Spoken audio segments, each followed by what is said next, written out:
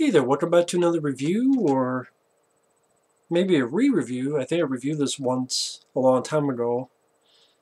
Doesn't matter to me because it deserves a lot more attention, and that is Sky Captain and the World of Tomorrow.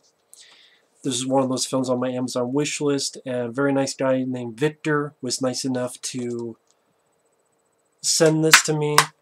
He got this off my Amazon wish list, so if you're watching, thank you. He didn't ask for this review, I just wanted to watch this again in HD. It does have the features from the DVD, and this is a film from 2004 that is entirely forgotten, sadly. It's one of those films that's done in sort of a digital backdrop, which you would see later in films like Sin City, 300, The Spirit. God, The Spirit. That's a shitty movie. But Sin City I like, 300 I don't mind, Sin City 2 was shit. But a lot of films that make their movies in this green screen room, you have a lot of digital work. This did a lot back in 2004. It was directed by a guy named Kerry Conran. It was the first film he directed. He both wrote and directed this film. Sadly, I don't think he's ever worked again. There's one time he was going to do the John Carter of Mars movie when it was with Paramount, but then things didn't work out. Then Paramount didn't want to do the film, and so Disney got it, and they made a John Carter film, and I'm not a fan of that movie. That movie to me is a very forgettable movie, John Carter. I forget the name of the director that ended up doing that. But it's sad that this guy never went on to do anything after this. I mean, this is a guy, when you look at the special features, he was very influenced and grew up with serial movies and TV shows, stuff like Flash Gordon. Back in the day, he also watched films like Metropolis and King Kong, and he wanted to do a film in that style. He actually wanted to do a serial that was a couple chapters long, a la Flash Gordon, and he was going to do it in his own apartment with green screen. And he even did this about 6-minute short film, which some people saw and they liked it, and they brought it to higher ups, and they said, hey, why don't maybe make a movie out of this? And so you got this cast involved. You got Jude Law, Gwyneth Paltrow, Angelina Jolie. You also have Giovanni Ribisi, Bai Ling, and an appearance by Laurence Olivier in a very interesting manner. This was great to watch again, especially in HD. It's sad that this film bombed so badly. It came out in September of 2004, and it got the #1 spot. It made $15 million in its opening weekend, but then it sunk very quickly, and it only made $37 million in the US and about 20-some million foreign for a 58 million worldwide gross. And the film cost about $70 million, which is all on the screen. For something that was new, and they were trying to do something a bit new and different and out there, that again Robert Rodriguez would take with Sin City, which came out 2005, a year after this, and then 300, Zack Snyder, and among other films. And what I like about this movie, it really does have that spirit of those kind of movies and serials. From The Store by Edward Shearmur, probably said the name wrong, which really fits the film like a glove, to the performances, to the art style of the movie, taking place. I wanted to see if they had an exact year when it took place. I mean, it's not meant to be realistic at all. It's meant to be, well, it says here, dieselpunk. Yeah, it says here, the director spent 4 years making a black and white teaser with a blue screen set up in his living room using a Macintosh. He was able to show it to a guy named Jon Avnet. who was so impressed that he spent 2 years working with him on the screenplay. No major studio was interested in the film, but Avnet convinced Aurelio De Laurentiis to finance Guide Captain without a distribution deal. Almost 100 digital artists, modelers, animators, and compositors created the multi-layered 2D and 3D backgrounds for the live-action footage, while the entire movie was sketched out via hand-drawn storyboards and then recreated as CG animatics. Wow. And like I said, the film bombed and bombed badly, and no one talks about this film at all. 1939, supposed to take place in 1939. You have this Zeppelin called the Hindenburg III that goes by, and it's by the Empire State Building. You have these old, like, Radio City Music Hall. Gwyneth Paltrow is newspaper reporter. There's these missing scientists, and then these mechanical monsters, these robots, come into the city. And these mechanical robots, I love the design and look of them. They remind me of the Charles Fleischer Superman cartoons from back in the day.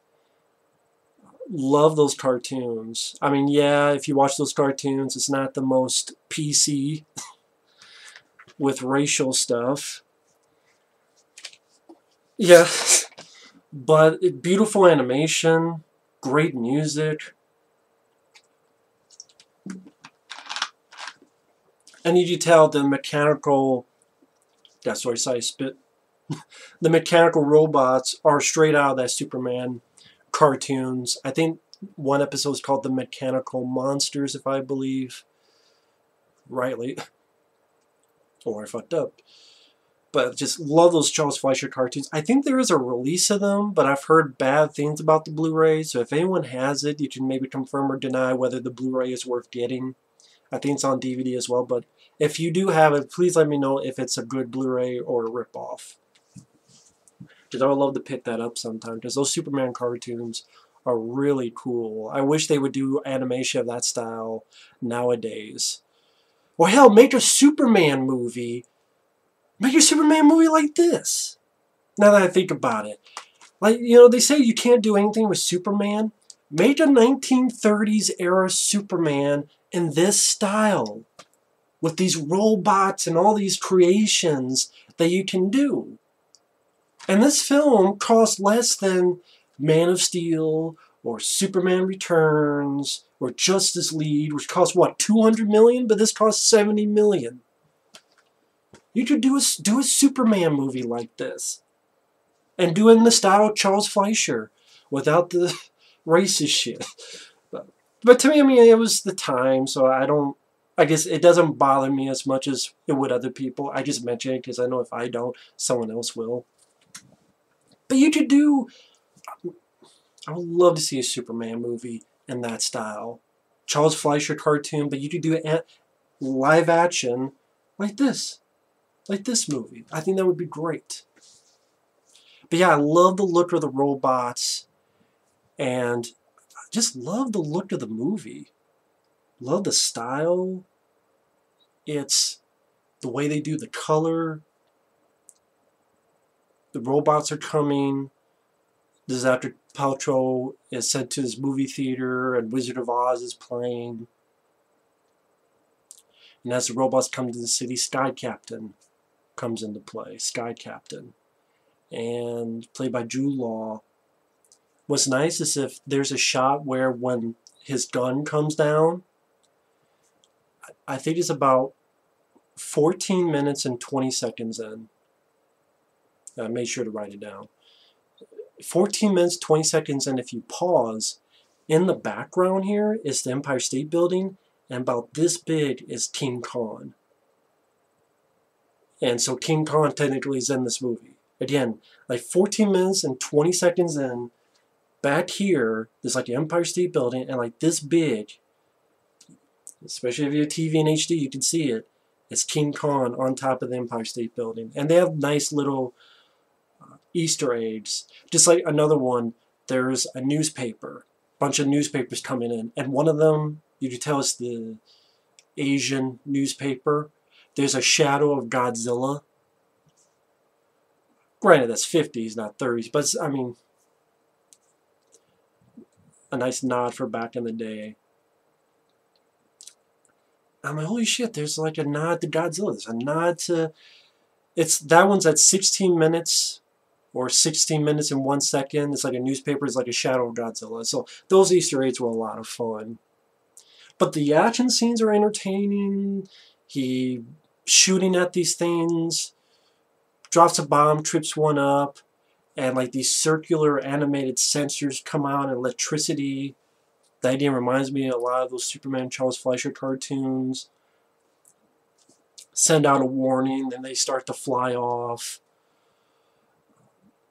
Giovanni Ribisi, he's a guy who tests out weapons and gadgets. Like he's testing out this sort of ray gun. They have these ripple rays that go through a wall, and you'll see that gun later.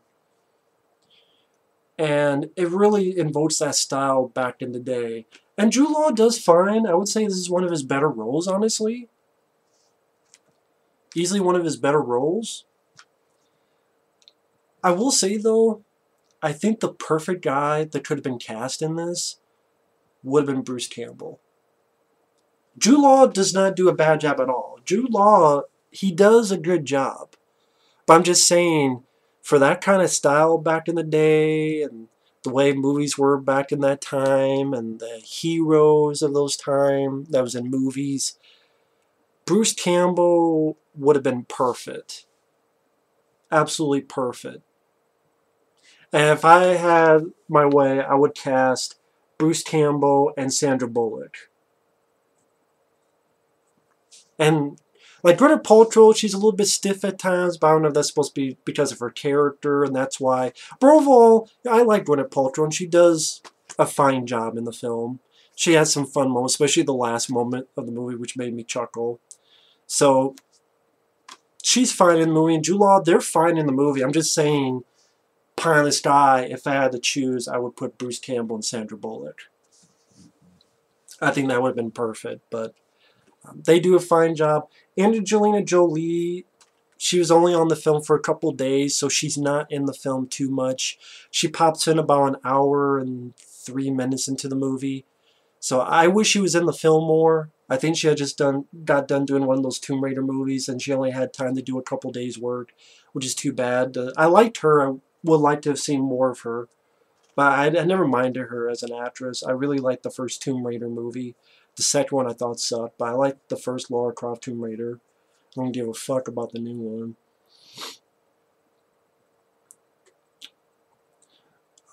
But Gwyneth Paltrow arrives with Jude Law. They've had a history with each other. Giovanni Ribisi's there. He's been brought one of these big robots to take a look at it.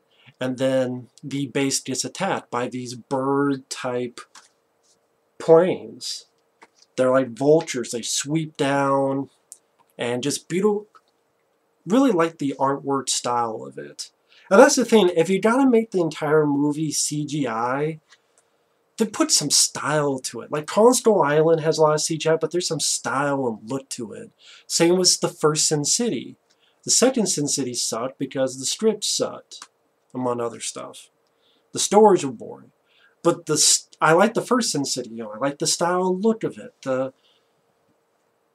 style of this. I don't mind 300. One of the reasons I don't mind is that it has a certain look and style to it. And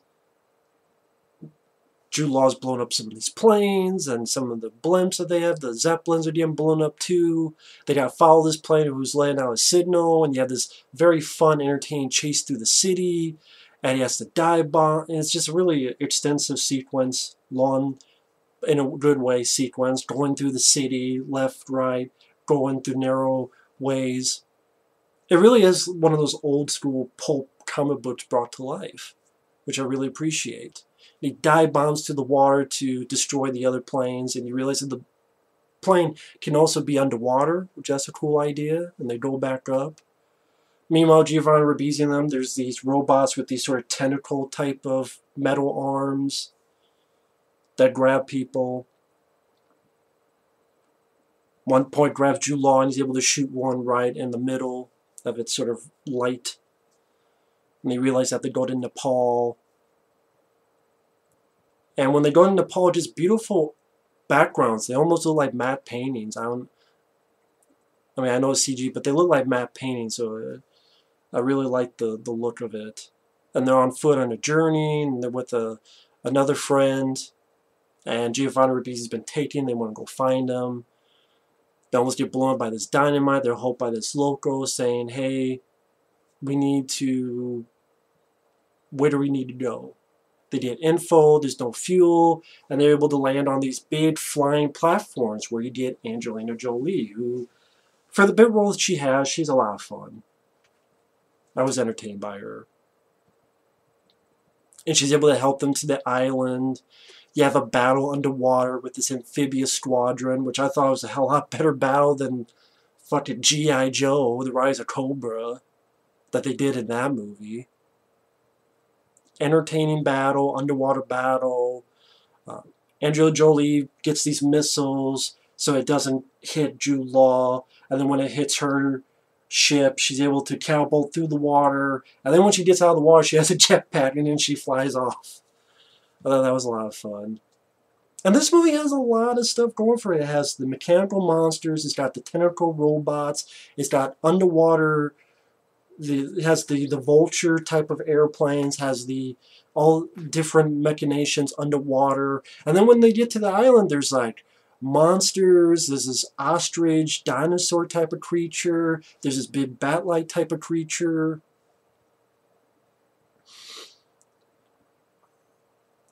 And it has some fun humor that reminds me of that humor back in the day. It's not fart jokes, it's not shit jokes, it's not puke jokes. It's, okay, she's a reporter, she has 2 things in her photos left that she could take. And Jude Law keeps crapping on her, going, really? You're not going to take a picture of this? Like, you're not going to take a picture of that dinosaur creature? You know, you're not going to take a picture of that?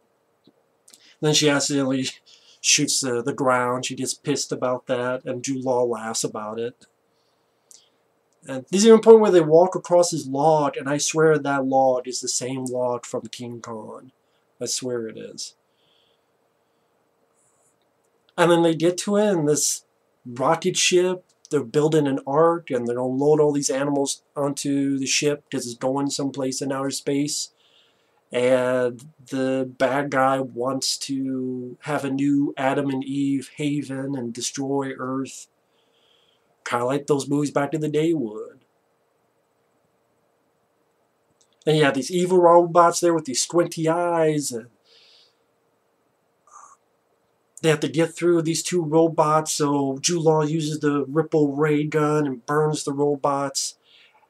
But then there's a trap with all this electricity, and then this face pops up as if it's the Wizard of Oz, and it's Laurence Olivier. It's a young video footage of Laurence Olivier that they manipulated both the voice and the picture to make him, even though he had been dead for, how long had it been at that point? 13 years at the time of filming. Computer manipulation of video and audio from when he was a young actor. And he becomes Totenkopf, the mysterious mad scientist and supervillain. I thought that was a really interesting idea. Fuck a little better than fucking that shitty looking Leia in Rogue One. Which I still have PTSD, I guess, because I think when I was talking about Mission Impossible Rogue Nation, or Mission Impossible Ghost Protocol, I kept mentioning Rogue Nation. I think I kept saying Rogue One, because I still have fucked up thoughts about Rogue One, as well as these new Star Wars movies. See, this to me is more impressive for me personally, than in any of the new Star Wars films. For what they were doing, what they were trying to do, I saw the passion in it, I saw the love for it, and they did not get anything for it. Because the director, I think other than like a little short film called, I think, Gumdrop, he never got to direct again. I don't know if any of these people ever got to work again. The film bombed badly. It didn't cost like 70 million. It made like 30-some million in the US. And that's why I wanted to talk about it again. Because this is what I love to do, is talk about films that got the shaft and didn't deserve it. And I think this is one of those movies that didn't deserve it. I love the batshit insane plot that you would see in those type of serials back in the day. And the art style and the look and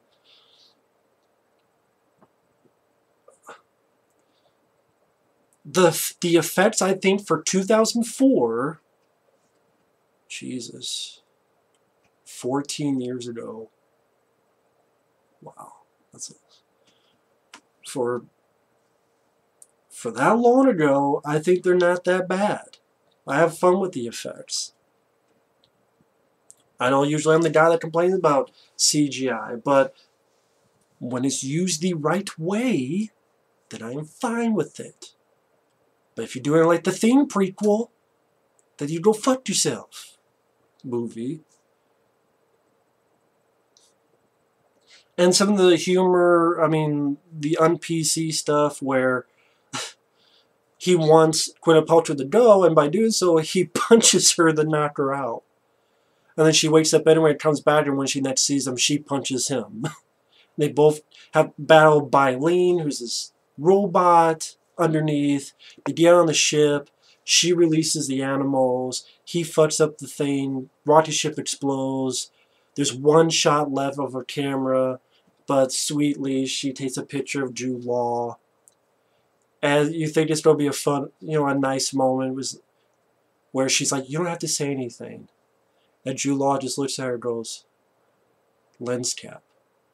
And then she turns from smiling to like, and then the movie ends. That made me chuckle, I will admit. That made me chuckle. I thought that was pretty funny. But the score fit the film like a glove. I love the art style and effects of it. The movie was not boring at all to me. It just, even based on today's movies, this is a very unique film.